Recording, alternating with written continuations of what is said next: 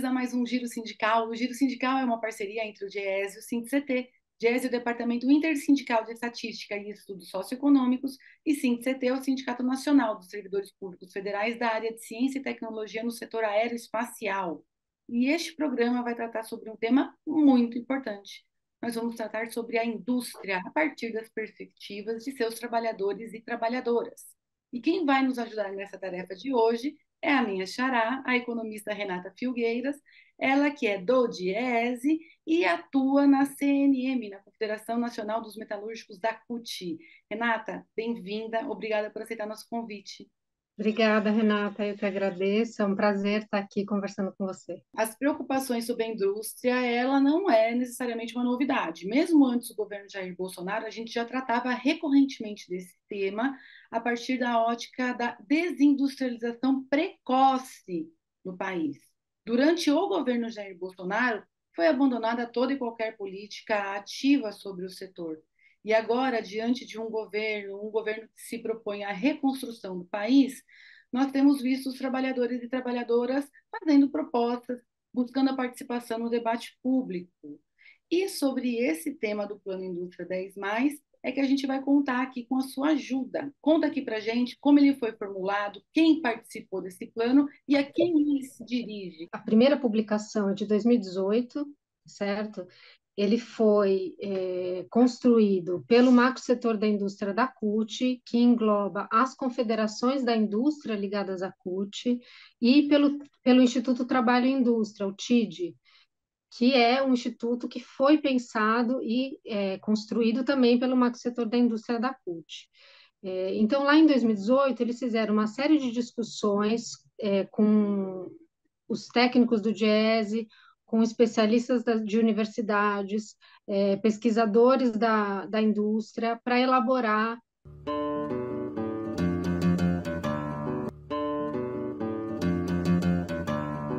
esse plano. Tá? Então, esse que eu vou falar agora é um desdobramento, é o que a gente chama de atualização dessa primeira versão. Quando veio a pandemia, o que aconteceu? Teve uma parada muito brutal na indústria, certo? Nas cadeias globais de valor, enfim, que afetou toda a produção industrial do mundo.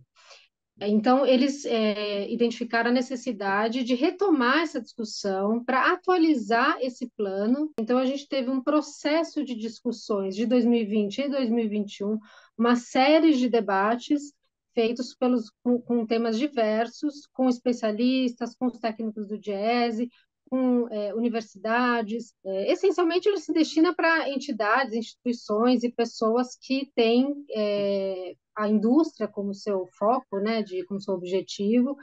E mais, eu acho que mais do que isso, né, pessoas que, eu acho que eu posso até arriscar dizer que ele se destina a qualquer pessoa ou qualquer entidade que tem a política industrial como referência importante para o desenvolvimento do país, que tenha e com o objetivo de melhorar a qualidade de vida das pessoas. E qual é o diagnóstico que esse plano traz?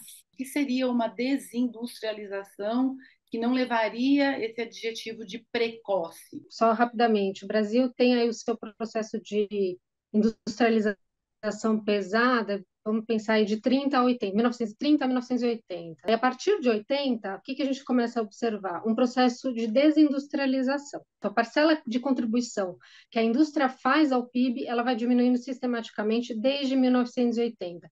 Então, para ter uma ideia, em 1980, essa participação era de 24,5% no PIB.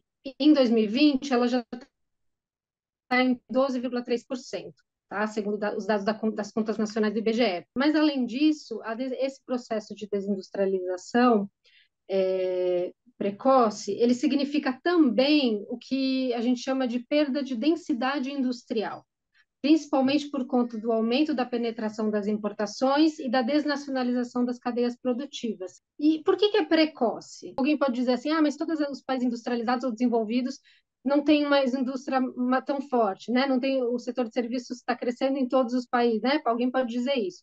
Mas o que significa esse precoce no nosso caso? Significa que, em geral, a manufatura ela vai começar a perder a participação no PIB quando a renda per capita atinge 20 mil dólares. em paridade de poder de compra. E o que acontece com o Brasil? Em 1981, o Brasil começa a se desindustrializar quando a renda per capita estava em 10 mil dólares, né? Portanto, muito abaixo dessa referência de pesquisadores, enfim. Em 2021, só para dar o último dado, a gente está com um PIB per capita de 14.500 dólares. Portanto, ainda inferior ao estimado. A gente teve um processo grave de desindustrialização prematura e alguns setores-chave, que são os setores de alta e média alta tecnologia, cuja renda per capita é mais elevada. Tá? Então, isso contribui para reduzir ainda mais a nossa renda per capita nesse processo. O giro sindical volta já.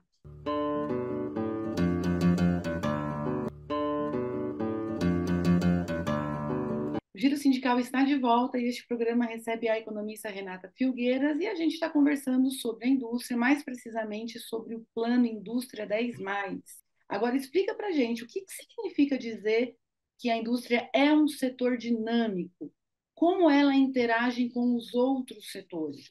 Então, a indústria, e aí eu estou pensando na indústria extrativa, de transformação e a construção, né, incluída nela, ela vai abranger atividades com maior potencial de alavancar outros setores, né? Que justamente por quê?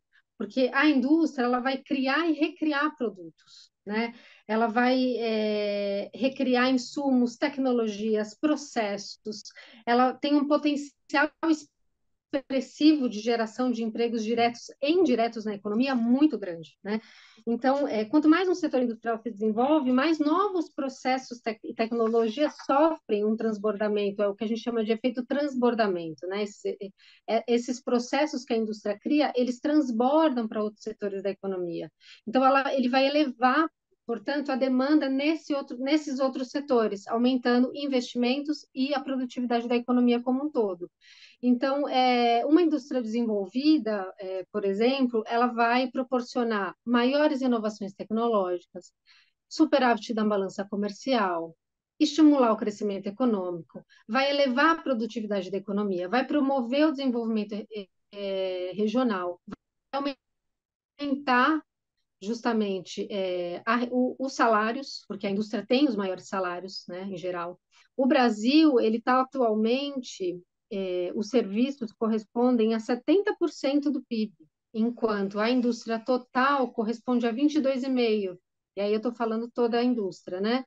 E a agropecuária 6,6%, né? Então, isso é uma perda, né, de dinamismo da indústria do Brasil, enfim, que é um processo, como eu disse, vem desde 1980.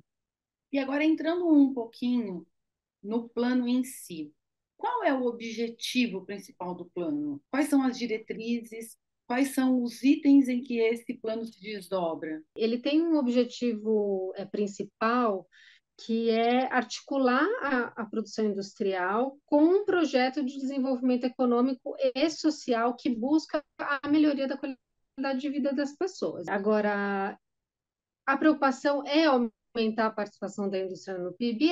Também, mas não só, né?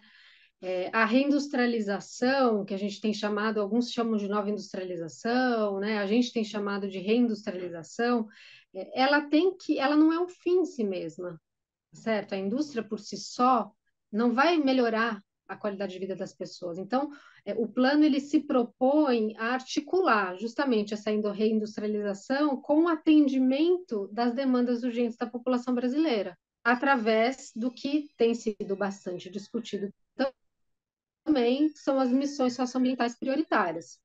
Tá certo? Então, assim, acho que essa é a grande diferença com relação ao plano anterior, e essa é a proposta principal desse atual plano. A questão é como que você define essas missões socioambientais prioritárias, né? Porque o plano é um plano de diretrizes, né? Ele não tem detalhamentos de ações, então ele tem grandes diretrizes.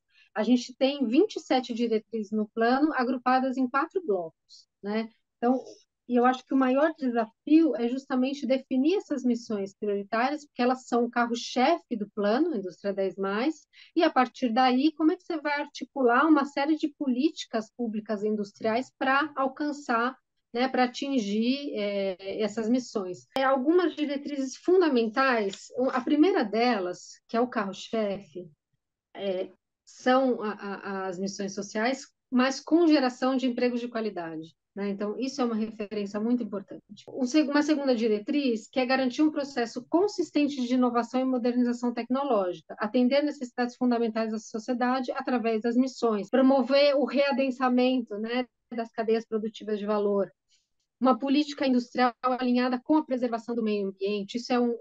Todas essas são diretrizes fundamentais, né? Com a transição justa para trabalhadores e trabalhadoras e as comunidades afetadas. Esse é um outro debate fundamental que está no movimento sindical. Garantir transparência e controle social nessas políticas para a indústria, universalizar políticas de educação, formação profissional com qualidade, promover o desenvolvimento regional industrial, né, com o desenvolvimento dos pequenos negócios e o cooperativismo.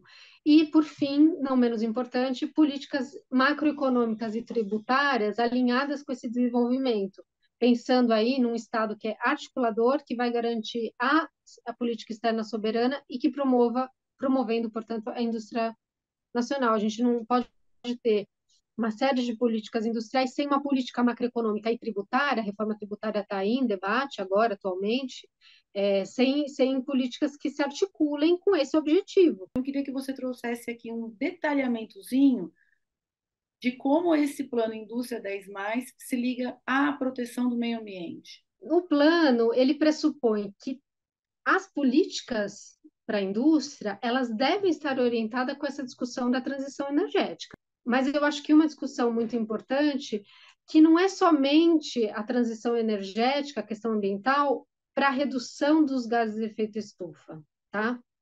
Ela essa preocupação com o meio ambiente, ela está atrelada com a discussão da transição justa. Eu acho essas duas questões muito importantes que se relacionam com o tema do meio ambiente.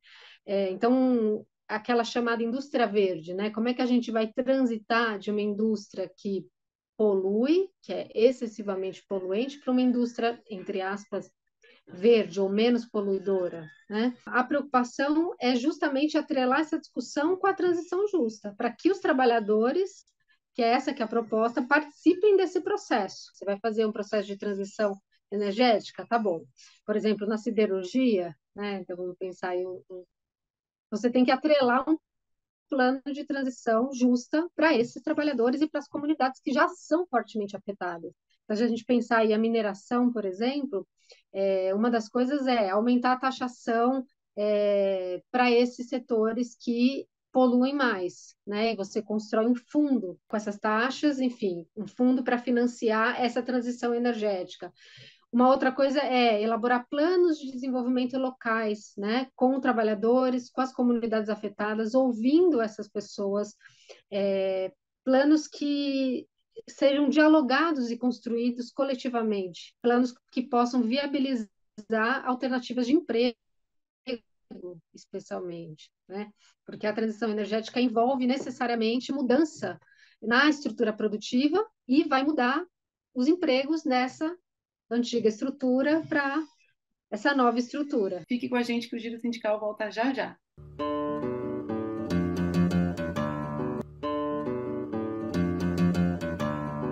O Giro Sindical está de volta e este programa recebe a minha xará, a economista Renata Filgueiras.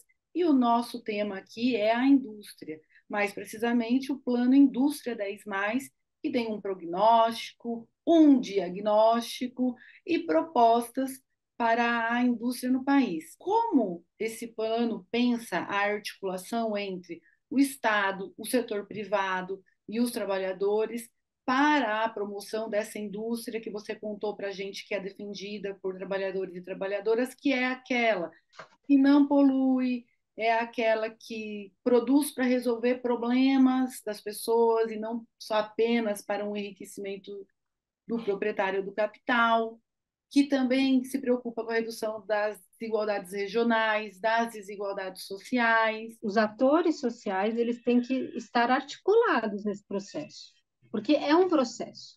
Não é de cima para baixo que você constrói uma política que pense um país que vá resolver por exemplo, as demandas urgentes da população brasileira, com soberania, você não faz isso de cima para baixo, isso tem que ser articulado por todos os atores. Então, o Estado tem um papel fundamental, como articulador central, aí eu acredito que ele tem que ser o grande articulador desse processo. Os trabalhadores, fundamentalmente, têm que participar, porque eles são os diretamente afetados com qualquer medida e com qualquer mudança na estrutura produtiva brasileira. E o setor privado, ele deveria necessariamente ter como preocupação também participar desse processo, tá certo? De forma conjunta. Eu acho que agora a gente está num momento específico, né, com essa mudança radical do governo federal, mas, claro, política industrial você não faz só com o governo federal, mas vamos pensar no âmbito federal, em que existe uma disposição de reconstruir esses espaços de articulação de forma coletiva com participação social, tá? Então, eu acho que o Estado ele tem essa responsabilidade, né, de atender às demandas sociais urgentes da população. E ele tem essa responsabilidade de articular os diversos atores para construir uma política industrial que seja coerente com justamente esse projeto de país, com esse projeto que é resolver, melhorar a qualidade de vida das pessoas. A gente fala de um setor privado que cada vez mais é desnacionalizado, cada vez mais relaciona-se aos interesses de suas matrizes e não aos interesses e pressões locais. A Ford foi embora, por exemplo, do país em 2021 e isso provavelmente não abalou de forma alguma os seus dirigentes que estão fora do país, não dependem da renda produzida aqui, mas o mesmo não aconteceu aqui, com os trabalhadores, sobretudo com os trabalhadores da comunidade envolvida diretamente. Então, você vê o setor privado hoje dividido, ou o setor privado ainda muito longe de vir para uma discussão junto dos trabalhadores, junto da sociedade, em prol desses objetivos do Plano Indústria 10+. Eu ainda sinto bastante desalinhamento do setor empresarial, assim. Não que eles não estejam preocupados com a indústria, claro que eles estão preocupados com a indústria. Agora, com qual indústria? Eu acho que essa é a pergunta. Com qual indústria o setor empresarial está preocupado? A gente tem uma preocupação genuína e objetiva, que é melhorar a qualidade de vida das pessoas. A gente olhar a, as demandas sociais básicas, assim, eu tenho aqui um monte de indicadores de necessidades básicas da população brasileira. Esse é o nosso objetivo principal, né? Agora, o setor empresarial não necessariamente está articulado com esse. Eu espero que nesses fóruns que estão sendo criados e que serão criados, que esse debate aumente, que esse debate se expanda, enfim, mas sem uma esperança, enfim, sem nenhuma característica de poliana de achar que, né, o setor empresarial vai abraçar integralmente, né? Eu acho que é um jogo também aí de forças que tá colocado. No começo do mês de abril, é o mês em que nós Foi estamos, abril, as sim. montadoras, todas as montadoras do país, né, Renata, quase pararam, né, não todas ao mesmo tempo, mas divulgaram um calendário de paralisação das atividades, colocando os trabalhadores em férias coletivas, e no momento em que isso aconteceu, a comunicação delas para o público foi de que há dificuldade de venda do seu produto e que uma dessas dificuldades ela é causada pelos juros altos. Com os juros mais baixos, é possível que a indústria, não só automotiva, mas as indústrias de bens duráveis, elas poderiam ter um pouco mais das suas vendas deslanchadas, lembrando que esse não é o único papel dos juros nessa jogada aí com a indústria, ele também cumpre outros papéis. Essa discussão sobre os juros é impressionante no Brasil, né? Porque ela consegue, entre aspas, unir economistas das mais diversas correntes, conseguiu agora recentemente, né, unir economistas das mais diversas correntes do pensamento econômico para dizer precisa baixar os juros, né? Banco Central precisa baixar os juros, está estrangulando a economia brasileira. Não tem justificativa técnica com juros nessa magnitude. Especificamente agora das montadoras, diferente do que aconteceu, acho que durante a pandemia, né? Que eles estão, que foram as paralisações, enfim, das cadeias produtivas, enfim, eles não conseguiam semicondutores, insumos para a produção de automóveis, para a produção da indústria automotiva, né? O que está acontecendo agora é justamente uma demanda fraca, né? É exatamente esse ponto, que tem relação direta com os juros elevados. Então, essas medidas que os sindicatos estão adotando, de férias, de layoff, são medidas emergenciais de curtíssimo prazo. Então, eu entendo que e foram medidas importantes, só que o alerta aí está dado pelas montadoras. Se nada for feito, eles vão começar a demitir. E demissão na indústria automotiva, é importante dizer, tem um encadeamento nos outros setores, né, que são nos fornecedores, enfim, e em outros segmentos da economia, que tem um rebatimento muito importante. Então, se a gente pensar, agora voltando para a Selic, né, o absurdo da situação, ela sai de 2% em 2021, a taxa Selic, para 13,75% em 2023. Então, são 11,75 pontos percentuais de diferença em 2 anos, né? É, então, e assim, é importante dizer, Renata, que o crédito caro, ele não vai afetar somente os preços finais dos automóveis, por exemplo. Ele vai afetar também as empresas que tem financiamento, que tem endividamento e que tem como referência juros para pagar esse endividamento. Então, a Ambima, que é a Associação Brasileira de Entidades do Mercado Financeiro de Crédito, né, de capitais, ela já disse que a gente está correndo um risco de um risco de crise de crédito na economia brasileira, porque o crédito está ficando tão caro, então as empresas, as financeiras vão restringindo, vão aumentando o seu grau de risco, o grau que elas acham que o risco está aumentando para receberem esses recursos, e, portanto, elas vão diminuindo o crédito ofertado na economia. E isso vai ter um efeito cascata profundo, né, em toda a economia brasileira. Então, tentando aí responder a sua pergunta, eu acho que possivelmente sim, né? Seriam vendidos mais automóveis do que em junho de 2001, com os juros menores, portanto, você tem aí apesar de que você for pensar um financiamento de 36 meses, é um descalabro, né? Assim, você não tem, sem entrar nessa questão, eu acho que sim, seriam provavelmente vendidos mais automóveis. Então, mas a gente precisa analisar esse todo, né?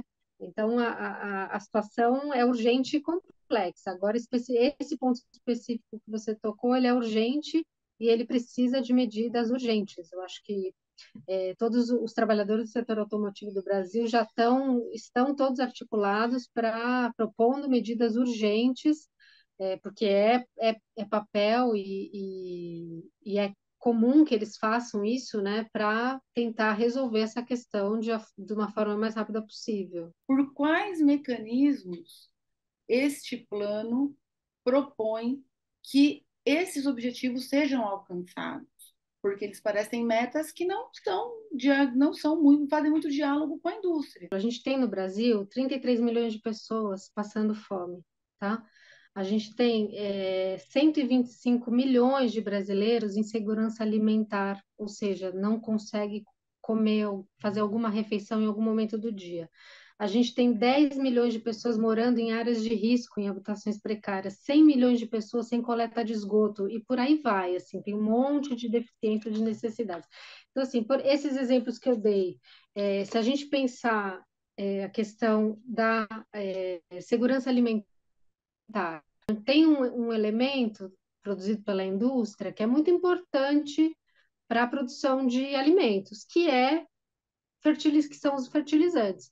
Hoje em dia, a gente tem o que no Brasil? A gente tem um déficit de produção de fertilizantes brutal. Então, articular, por exemplo, a produção, a indústria química, que aí tem a ver com a indústria química, a produção de fertilizantes, articular essa produção da indústria química com uma política de segurança alimentar para os brasileiros é fundamental. Então, as missões, a ideia de missões é tentar encontrar caminhos para articular essas necessidades da população com a indústria. Um outro exemplo é o saneamento básico. Saneamento básico é, então, as pessoas não terem acesso à água potável, não terem acesso ao saneamento básico, isso implica necessariamente obras de infraestrutura e mais, implica o tratamento da água e do esgoto, e aí você vai mobilizar, além da construção, você vai mobilizar novamente aqui a indústria química. A questão da mobilidade urbana, se a gente pensar a, a mobilidade nas grandes cidades, nos grandes centros urbanos, então, articular uma proposta que tenha, por exemplo, diferentes meios de transporte como pauta, rodoviário coletivo de cargas e passageiros, o transporte hidroviário, o ferroviário, isso requer um esforço gigantesco da matriz produtiva, né? E, especialmente aqui, a gente vai articular também a discussão da transição energética, porque vai mexer na matriz energética necessariamente. Então, como você consegue melhorar um problema urgente, que é a mobilidade, né? E aí eu estou falando mobilidade, não só a mobilidade de passageiros em grandes centros urbanos, mas a mobilidade de cargas, por exemplo, melhorar a logística do país, e ao mesmo tempo vincular isso com a produção industrial, com esse objetivo. Então, eu acho que isso tem relação com um outro tema muito importante, que é a soberania, né? Então, você eleger missões prioritárias que, que possam resgatar ou fortalecer a soberania nacional em setores estratégicos é fundamental. Porque, afinal de contas, se não é para os seres humanos, tem por que ser, né? Então, muito obrigada e até uma próxima. Seguimos.